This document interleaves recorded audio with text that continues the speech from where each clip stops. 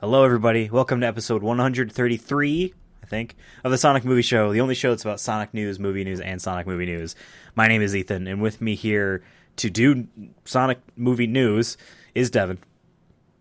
You're pretty persistent for a hedgehog, aren't you? You're still alive, huh? These quotes are getting lamer and lamer. I understand some of these are from the movies, because we were following up what the movies did. This is from everyone's favorite game of Sonic. Sonic Adventure 2. Damn. I just want them to be like, yeah, and I have to guess. I miss the days where, like, none of them I could ever get. I can bring back the nice cock one if that's what you want. Please, bring that back next time. And I will probably forget by the time we go to do that. Although I edit the episode, so I'll hear this conversation again later. So, yeah. In today's episode of the Sonic Movie Show, we have some news to go over. Some of it is Sonic movie news, and then a fun kind of question to pose. I guess we can hop back and forth. I'll start with the first one on our Discord docket. Sega wants Sonic Frontiers to receive high scores from reviewers. I think this is pretty obviously part of why this game is taking so long is a shift in attention to quality, having a vision from the start. Hopefully that's the case, and they weren't floundering around for a few years like they did with Forces. So obviously, them trying to pivot away from, our Sonic games are just always bad. I'm not going to buy it until it's really cheap, so then I can have a little bit of fun. But essentially, yeah, like there was a Sega investor Q&A, that's what it was, that Sega had, and they're talking about a bunch of different things. There's the Sega owns Atlas and all their stuff, so Persona 25th anniversary stuff is still coming out. There was, on the day of we're recording, a live stream. Oh man, we're going to celebrate Persona 25th. We're going to announce all this stuff, and it was all merchandise. I sold all my Bored Apes after I watched that, and I invested into Sega. Yeah, I'm happy for you. So, they're doing a bunch of stuff. So they had this Q&A, and basically one of the things that was questioned was, the quality of the game, Sonic Frontiers, is it going to be worth it?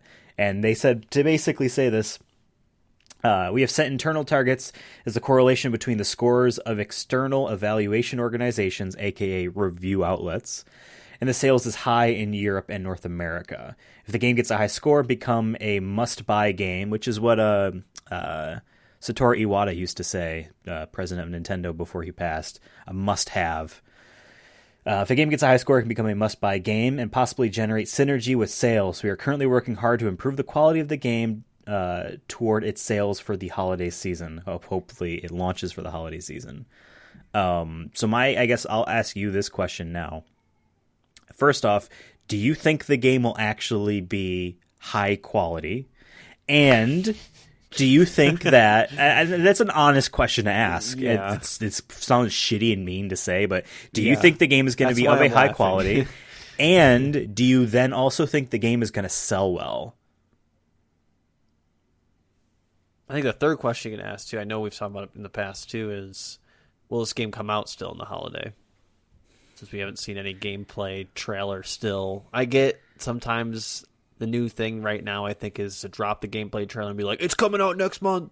I feel like that's kind of been the new whether that be a good idea or a bad idea. I'm just saying, I feel like that's the trend right now, is that, and marketers tend to follow trends, and I feel like that's kind of been the trend. Outside of an Elden Ring or something like that, but like even these more like big franchises, I feel like are just like coming out of nowhere. We're like, yep, this is coming out now, and here's the trailer. we exist now in a state where quadruple A, because that's what at least the quality or like the budget feels like, quadruple A games now. It's not sustainable. Things take for fucking ever to make. I remember the days where it was very conceivable that you would get multiple games from the same team within a year.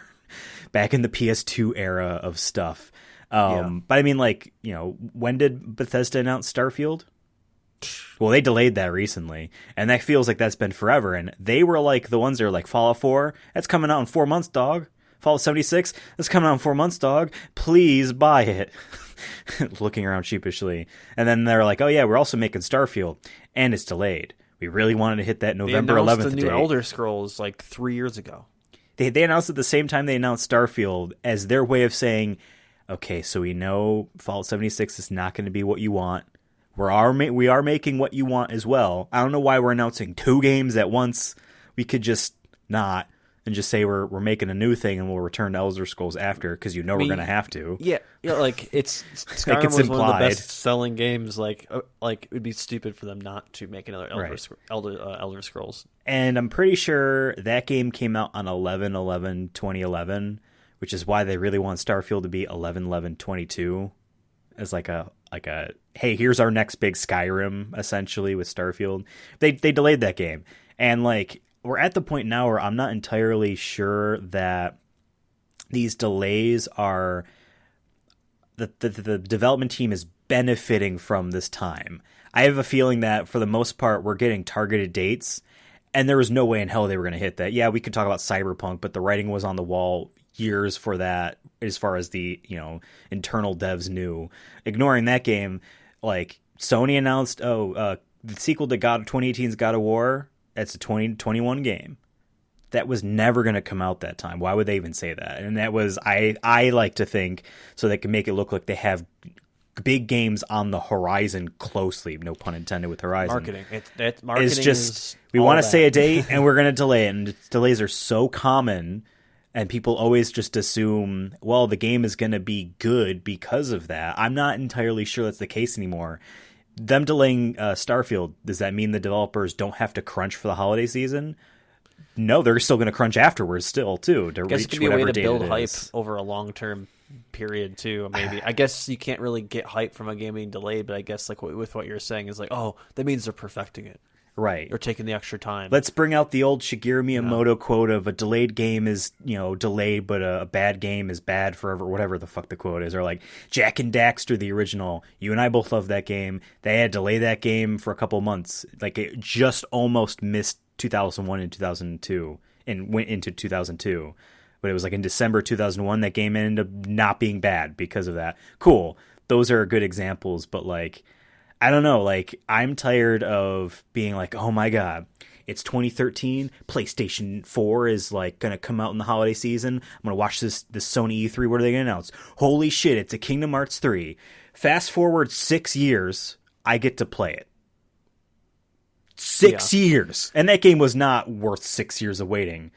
It just wasn't. I love that game, but I do not see 6 years of, they had to switch, they swapped engines at one point. Like, game development is just so complicated, it requires so many people, and while there's endless talent because everyone wants to make video games, it seems like there is an endless amount of brains leading these people, there's an endless amount of money affording all of these people, so they need to make what will sell. I don't really like I used to like there's a company, it's Square Enix, I guess, will announce a game when we start it. They always like to say now in development. Like we just decided to make this. We're going to make a Final Fantasy VII remake, guys. See y'all in 5 years. Yeah, we're going to give it to the studio and we're going to have to scrap everything they did 2 years later and start over ourselves. Yeah, or I used to like canceled. that because you would have a few like, oh man, I can't wait for the next Naughty Dog game. They announce it and within a year you get it. Like those are fun, but I also like the layered experience of like, but then there's this one game I know I'm looking forward to that kind of floats in the background, building expectations, and then it comes out. I'm like, okay, I don't feel like, So with Sonic Last Guardian? Actually, there was a fun anecdote about that. The only reason why that came out at all was because people kept asking, where the hell is The Last Guardian? They were going to quietly cancel that game because the game was having issues. Like the original trailer for that game was a 30 frames per second, trailer. The game was running at 15. They like sped it up. They fast forwarded or whatever to make it look like it was 30 frames a second. Damn. Like they were like lying back then, but like that game only came out because people wouldn't shut up about it. So if Bethesda wanted to cancel Starfield for whatever reason, they're going to get all these people that are angry. That's, I guess, a different point. But yeah, for Sonic Frontiers, I don't necessarily know if they were to delay the game, if that would be making it better. If it's like they were never going to make it good anyway. This is they just don't need know. more time. Their Sonic team's track record is kind of few and far between. That, and there's been times when it's years between.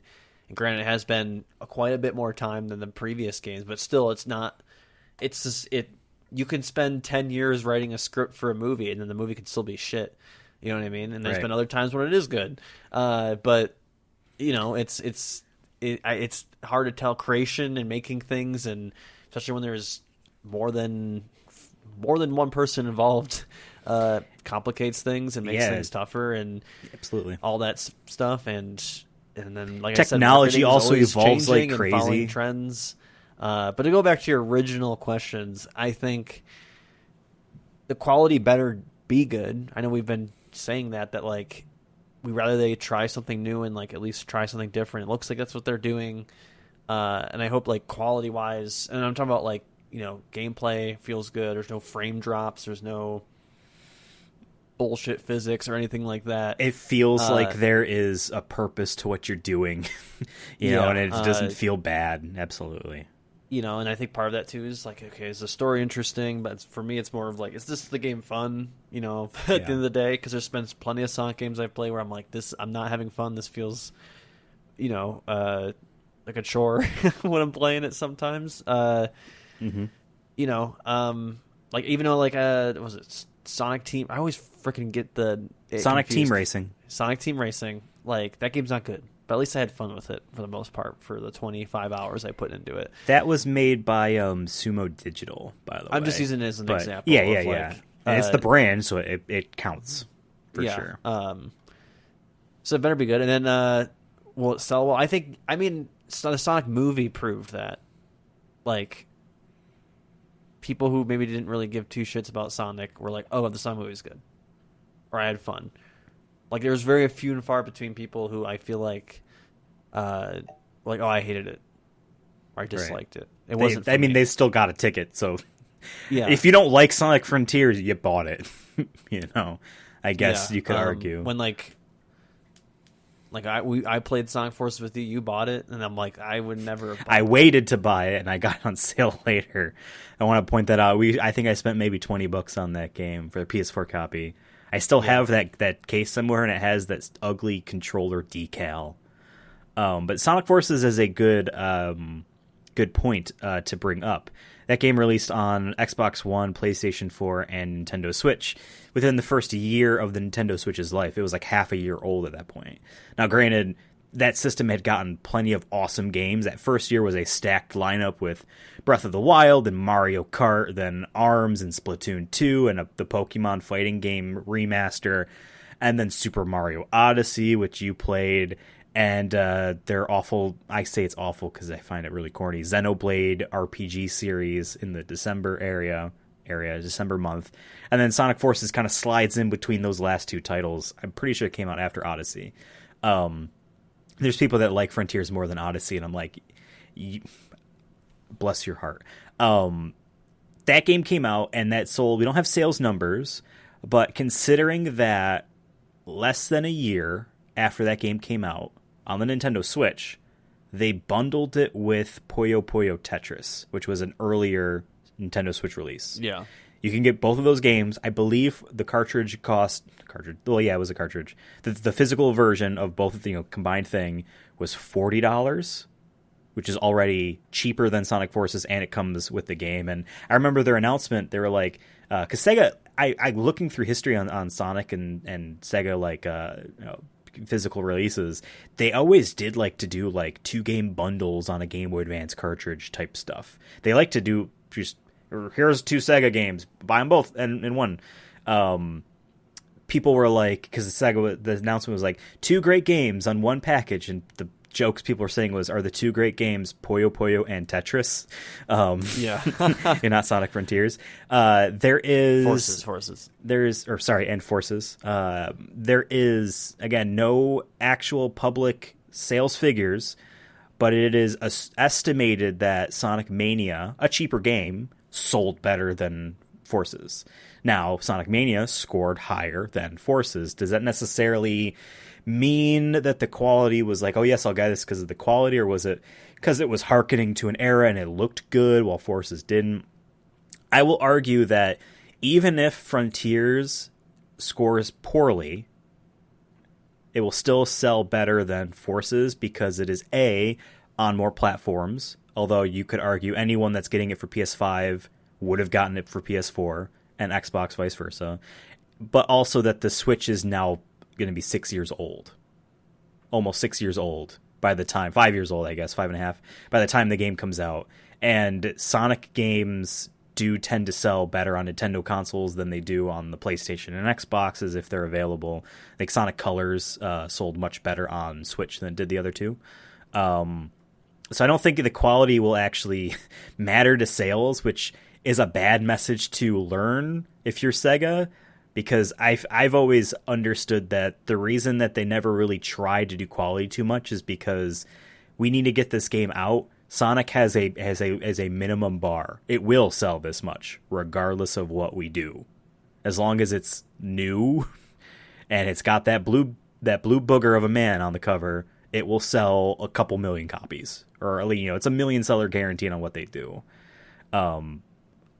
I just hope that the direction entices people into trying it out. I think if the reviews are good, I think that will help. I don't know how big of a jump I would say. Like, let's say it comes, like, reviews say it's like, oh, I mean, obviously, I don't think this will happen. But like, even if the game is like great, let's say, I'm like, let's just throw a hypothetical game of the year level, or they're like, okay, like, no, there's so much content. It looks incredible. It's got that Nintendo quality to it. The new age of Sonic.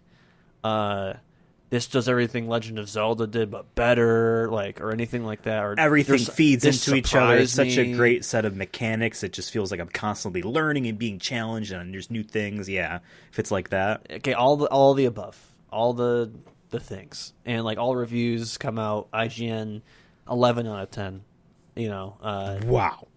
Yeah, just it says wow in the box. Half the box art is the fact that we cheated. Like how many more copies would that be? I feel like people do buy games based off that. Like, how many people bought Elden Ring who've never played a Souls game, and then they hear all these great things about Elden Ring? You are 100% right. Yeah, you're right. That sold within 1 month more than Dark Souls 3 sold in 3 years. Yeah, and it was that.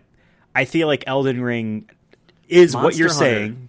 Monster Hunter is a good example. Monster Hunter was also like, hey, this was a series trapped on PSP and 3DS, notoriously Japanese commuter-friendly games. Now it's coming to your PlayStation 4 and your Xbox, and it looks cool. But yeah, no, same thing. I think Elden Ring was also more of like, just 11 years later, here's the new Skyrim level of, bro, you gotta check it out. I agree that if people know it is a good game, and I guess if we're jumping to 11 out of 10 quality and it's just assumed this is the new Elden Ring, this is the new Breath of the Wild, then yeah, I feel like people would be like, all right, I'll give it a shot. I feel like what might be more likely... even God of War. Like, I was a God of War fan before that new God of War came out, and then all of a sudden, like, yeah, I'm a God of War fan, which is cool. But like, a year before that game came out, I feel like no one gave a shit. Yeah, like, you're sitting there being like, those fucking fair weather fans. Y'all didn't play the PSP games. Yeah. But like, there's plenty of examples of that. I feel like, and I feel like Sonic already has, like you said, like, it's gonna sell 1 million copies guaranteed because it's Sonic, even if it's shit. But I think they should have some goddamn pride in, like, a franchise, make something good, regardless of, like, I get, at the end of the day, we're under capitalism, so the goal is to make as much money as possible. And the new Sega president, from what I understand, is very much a business savvy guy. He wants results rather than, like, you get the rare video game CEO that's like, I'm here honest to God for the art and, like, that type of stuff. Yeah. So at the end of the day, like, but like, I still think it would just make more sense to make. I think gamers are a lot more critical than other consumers are when it in terms of buying things, and in good and bad ways. In good and bad ways. that's why like there's even Call of Duty succumbed to free to play for a lot of their shit now. You know what I mean? Because they're like, you know what, we're not selling as many copies. We'll just make it free to play, and just if people care enough, they'll buy cosmetics, which will probably pay off more than selling copies in the long run. And they have to finally skip a year for the first time. Supposedly next year there will be no COD, if we can muster that. I'm just saying, like, I feel like there is a putting on a good product generally, I think, in a gaming world is a good idea. Yes. Your marketing can't just be the new Sonic game. It could be like, no, this is the best Sonic game. Yeah. I mean, you said Pride. I mean, like, Sonic Team is very similar, I think, to Game Freak in that there is a Western fan base that does not like the people that make the games. In the case of Pokemon, those games sell regardless of the quality. Pokemon Legends Arceus or Arceus, which they changed the pronunciation on that Pokemon because the UK people saying a Pokemon's name is Arceus, they get a chuckle. Whatever. That game, I did not buy it because I saw the quality of it. In trailers alone, it looked pretty poor. They try to change up the gameplay. It kind of plays like Final Fantasy X a little bit, and that you get to see the turn order, like a whole bunch of turn order stuff and manipulating it. But then I see like you're going around an open world and it looks ugly and awful and uninspired and boring. So I didn't buy that game. But a lot of people did. It sold better than the Pokemon Diamond and Pearl remakes that came out over the holiday season. It sold like crazy. And that was a game that reviewed well in some ways because it was different, and worse in some ways because it was technically a mess. And there is a set of Pokemon fans that want to replace Game Freak, give Pokemon to someone else. Like, motherfuckers, Game Freak owns a third of the Pokemon company. They're making money off of your pain forever. Regardless of the quality of Pokemon games, because there are good ones and poor quality ones, there's still people that are upset about them. Sonic, on the other hand, the same thing. However, the sales aren't nearly as good as Pokemon, so you kind of burn out a bit. And imagine being one of the devs at Sonic Team and being like, everyone hates me that buys this game. Everyone hates me. They look through the credits and the super long Sonic Colors credits and go, fuck that guy. He made this game bad. Or lady or whoever, So yeah, Pride might actually make them happy to strive for something. And then also I could argue that, well, if we get one good Sonic game every once in a while, we kind of, pump the heart a little bit on the brand a bit to make sure the next sales are good. Because if this game is really good,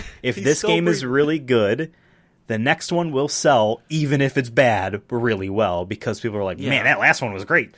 It's weird it took them 8 months to make Sonic Frontiers 2, but sure, I'll buy it. Oh, wait, no. It's a Match 3 ad mobile game? Oh, no. Or whatever. Yeah. I think we're in agreement. We hope it's good, obviously. I would like to be able to... You mentioned, actually, I just want to say this a little bit, too. You mentioned earlier, there's plenty of Sonic games that you've played where you're like, I ain't really having fun. I have that with pretty much every Sonic game, but within that, there are kernels of a good idea, a kernel of a section of a level or an aspect of a mechanic that feels genuinely fun. The sense of speed that you get from Sonic or whatever really shines in some tiny aspects in this fucking franchise, and that's what makes me still buy them. So if we get a game that is just all of those highs, then I mean, like, you're grading on a scale, but 11 out of 10. If Frontiers does, obviously, we made our pitch, and it weirdly sounds like it's very similar to what it's going to be, to the point of there's islands that's like the open world is like set to different large islands, like zone, like, or they might call them zones. Well, the genre is open zone, not open world, is what they're saying. It's like a strand game. Gotcha. Yes. That's right. Weren't we gonna do an episode of the show where we'll make a strand game, genre Sonic? We can still do that. We can still do that. We gotta play that game again. The director's cut of Death Stranding is going to be on the PlayStation Plus. I remember I reinstalled it like last year played it for like an hour, and I'm like, oh yeah. Yeah, I remember this I game. started that game twice. And Got to I'm like, about the same part. I'm sorry, like, Kojima, but I get what you're doing here, but I don't got that time. Brother. I'm not a fan of. I'm starting to lose. I patience walk a lot with in real life. I do this. This is reminding me of too much of my real life, where it's just rinse and repeat. Yeah. Endless of me going to this person, giving them what they need, and going to the next person. He really lost the immediacy of like Metal Gear Solid 2 and 3 of just like a tight action story that tells you something. The mechanics are not something you repeat for 200 hours, and the cutscenes have no camera cuts because he likes following everything with the camera, and you have big named actors. If Sonic does anything like that, then I guess that's a Strand game. But yeah, I think we're in agreement on Sonic Forces, so I think that is that for that story. Yes, and then moving on to, let's go back to what the show was originally started about, which is Sonic the Hedgehog movie, Sonic movie, whatever you want to call it.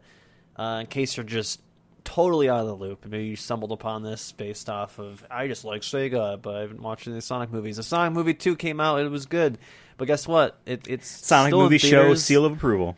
Yeah, it's still in theaters, but it's also now out digitally, and you can also stream it on Paramount Plus starting literally Couple days ago. Couple days ago. I don't know what day it is.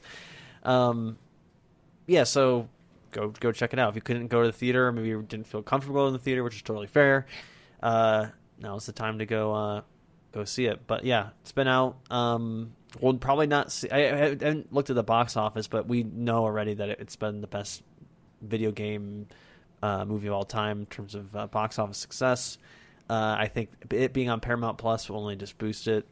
Granted, we won't really ever see those numbers, and I don't know how many people download Paramount Plus, but I'm sure we'll get a boost from this. I don't know how big of a boost, but they'll get something. a boost. It'll get something. I mean, it's also available on digital, so people might be like, well, I either subscribe to Paramount Plus for one thing, or I rent it on Amazon or wherever movies are sold digitally. Vudu. We used to do Vudu a lot.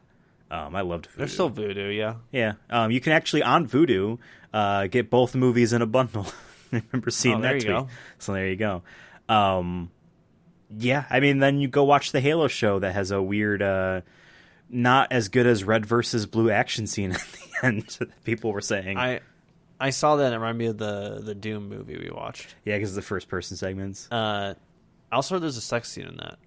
And I low-key want to watch it just for that. People are upset that... I want to see Halo plow.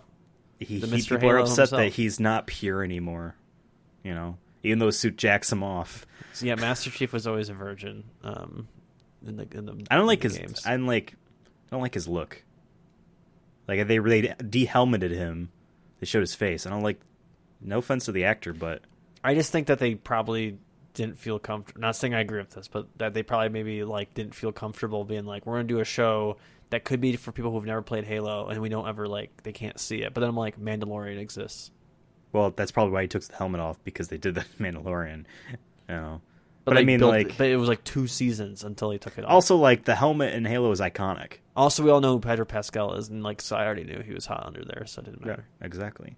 It's I'm all. It's cool, Samus. She's a cool tall lady or whatever. But I want you to see your outfit, lady. I like this cool outfit. Give me the helmet. Put the helmet back on. I don't want to see you. Put the helmet back on. Same thing with you, Master Chief. John. Don't tell me your fucking name. Your name is the Master Chief. Mr. Halo, Master Chief, whatever. Don't exactly, John. Exactly. Yeah. So I didn't. Paramount Plus. Not much to really elaborate on that story as much as the first one. Out. Well, there's also deleted scenes that I think come if you buy it digitally. We found an article. We watched the video of it. I don't know if there's more than one digital scene or one deleted scene. There's bloopers. I know bloopers. That. But yeah, in one scene, he Jim Carrey, as Dr. Robotnik, not Jim Carrey himself, but his character talks about cancel culture, and we're like, yeah, that probably shouldn't have been in the movie.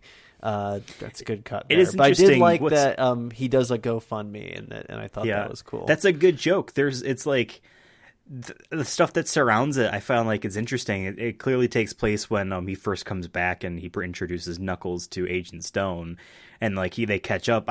There's a spoilers for the deleted scene. You talk like, oh yeah, we don't have any money anymore, but we still have all of our stuff, I guess, because he still has all of his stuff. I guess it also makes more sense why he has a coffee shop and isn't just living underground. Like, he has to make money, so that's how he's making money. And I like that. I still love that. Hey, owns a business.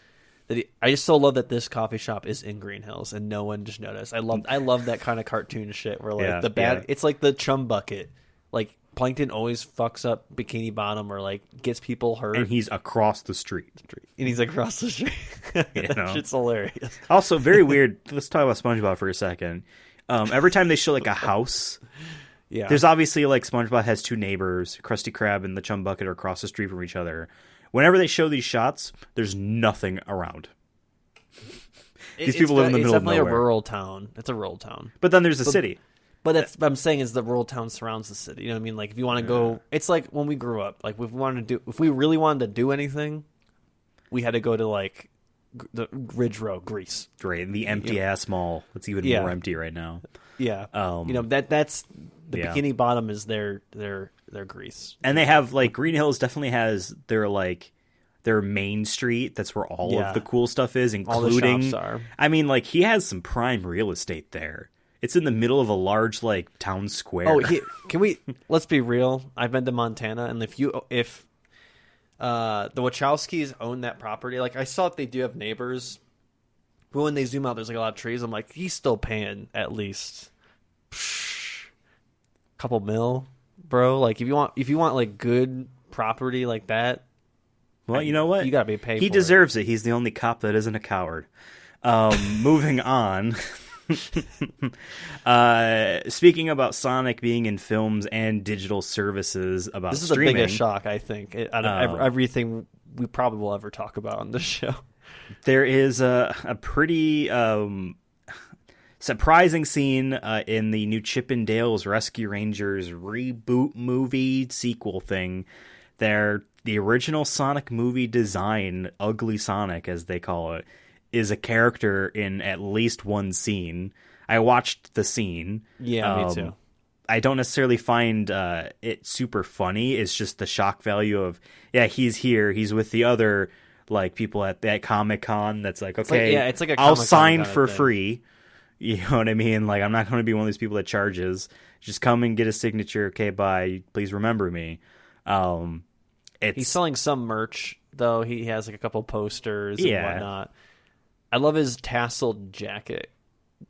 I think that's my favorite part of this whole design is the tasseled jacket. But my biggest question, by the way, this like design is even more ugly than the original design. Most likely on purpose. It's on purpose. They definitely. I mean, he's got a beer belly, so like, yeah. Yeah, bro's been drinking a lot. What I like about this though is, besides the fact that they, like I said, they made it even more crazier, is that like he's in it for like a good like 2 minutes, and my question is, how'd they get like how'd they pull this shit off? Can we license the character? This is what we're gonna do. Here's a bunch of money. I'm surprised that like Sega, like, I'll give Sega credit for like the only time they ever acknowledged like Sonic being bad or like some shit they've messed up was in that cartoon Sonic Boom. Yeah. Where they're like, I can't name specific jokes off, but we've watched some parts of it, and But they do it in such a fashion that they don't call themselves out, but it's obvious they're talking about the franchise that they're in. Yeah. So I was just really surprised. I'm like, oh. And I thought he was going to be in it like a quick frame. Like he was going to be like a poster on the wall or something. Yeah. Or walking through a movie theater or something. No, he literally talks. He has a voice actor. A famous comedian voices him. I forgot his name. But yeah, it's kind of crazy. But yeah, I would have loved to have been a fly on the wall during that conversation. That is interesting. That is interesting. I'm glad you brought that up, because from what I've told, Sega is, even though they're going to be like, yeah, Sonic will sell no matter what, ship it. They are mortified by their embarrassing mistakes. They're mortified by Sonic 06. That is so embarrassing to them. This ugly Sonic would have been the same thing if the movie came out that way, and it would have bombed. It would have bombed because of that. Movie ended up being decent and a fun time. If he looked that way, it would have bombed. So it is interesting that Sega would even acknowledge it, because we had questioned whether or not the Sonic movie 2 would make a joke about it somehow, in some fashion, a nod to the fact, whether it be literally visual or Sonic saying I used to look awful or something, and they didn't. And I don't even know if they actually ever will. I would love if they did make that joke. Sonic looks in a mirror and says, "Oh, I've looked worse." Exactly. So they clearly just like, yeah, we'll take a paycheck from Disney for this Lonely Island thing. Yeah, that's what it is. He also has sunglasses on his top of his head. Like, he just looks like a washed up like action actor, you know, from like the late '90s that like was in like 2 good movies and that was it. He definitely gave him that vibe where he's like, "Look, I used to be cool. Yeah, your parents remember me." That's yeah. I'm here. You know, the residuals I get and the royalties I get aren't enough. Can you go get that sign? Like, you know, like the dad doesn't want to admit that he likes that one person's movie. Yeah, because his son goes sign it. Oh, yeah, we've watched it when he was a kid. We loved it. You know. But yeah, that is just a. I don't plan on watching Chip and Dale. I don't really know much about I don't think I will either. I just the trailer was like, oh, that's a good for them for doing this. But no, I'm not going to see it. Yeah, but I just find this fascinating. Just like I said, I would have loved to be a fly on the wall where like they pitched, be like, hey, we're gonna have Ugly Sonic in it. Okay. Oh yeah, he's gonna have lines. This is the setup. This is the bit we're doing with him. We gotta animate this guy. Yeah. And it looks pretty, like, honestly, like, besides the face, which they definitely changed, and the beer belly, like, the frills look so identical to the original design. It's insane.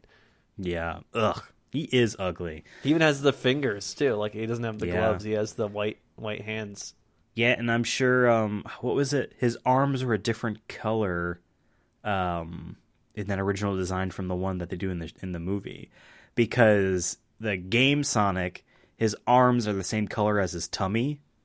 But in the movie Sonic, the final release, his arms are blue, which makes more sense because it weird that his tummy is one color, you know, and his arms are that same color. It's almost like he's this blue. Is that a jacket he's wearing? You know, I actually like the movie design with the blue arms, but I think this had the tan arms. I didn't like his little like raccoon hands. It's gross. Yeah. I love the posters. There's like one that looks like he's in like a noir film. There's another one where he looks like he's, I don't know if that's a mech or like a battle armor suit or some weird superhero thing. There's one where he's supposed to be like posing like a sexy shot, which I'm pretty sure actually exists from that design. Not this specific thing, but I'm pretty sure they copied that. Yeah. Ugh. Get away, ugly Sonic. But yeah, I think this is a fun episode of the Sonic Movie Show. And also, does that mean that in Chip and Dale, by the way, that like that means there's a normal Sonic? There has to be. Unless they just acknowledge that Sonic is ugly no matter what. Yeah. Weird. Okay. Let's end this episode. The show can be found on Twitter at Sonic Movie Show. Devin is on Twitter at CursonaFun. I am on Twitter at Ethan Absolutely. The show has a TikTok at Sonic Movie Show as well. We're on the YouTubes and all of the places you can find podcasts like Spotify, Apple Music, Audible, which I use now for books, and I see our show on there, and I'm like, those are some good boys right there. Let us know what you think about Sonic Frontiers and whether or not you guys think it will sell well. I'm honestly interested. And if you saw Ugly Sonic making a comeback in a manner that is this, let us know what you guys think. We'll see you next time for another episode of the Sonic Movie Show. Bye-bye.